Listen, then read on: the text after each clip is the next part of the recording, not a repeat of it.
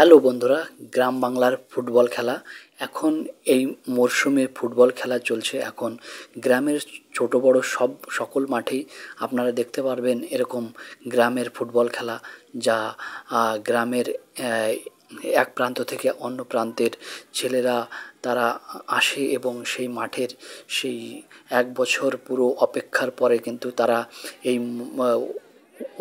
এই এত সুন্দর একটা সিজন তারা পায় বর্ষার সময়।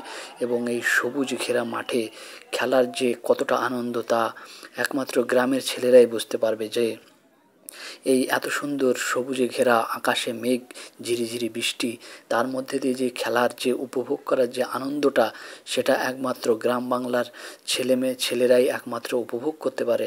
দেখতে পাচ্ছেন এটা রয়েছে, এটা হচ্ছে ইন্ডিয়ার নদিয়া জেলার হরিণডাঙ্গা গ্রামে খেলা চলছে।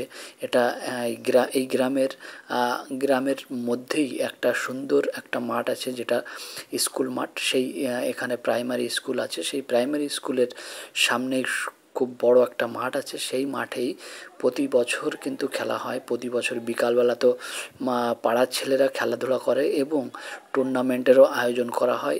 এই মাঠের যে ক্লাব আছে, ক্লাব সদস্যরা যে টুর্নামেন্টের আয়োজন করা হয়, সেই টুর্নামেন্টেরই আজকে একটা খেলা হচ্ছে।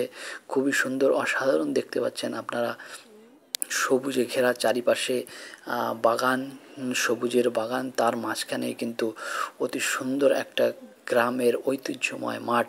এটা এই মাঠটা ভারত স্বাধীনেরও আগের থেকে এই মাঠটা কিন্তু এখানে উপস্থিত আছে। আর এই মাঠের বয়স অনেকই পুরনো। যারা আমাদের বাপ দাদা জ্যাঠা, তারাও কিন্তু এই মাঠে খেলাধুলা করেছেন। এখন সেই মাঠেই খেলাধুলা চলছে।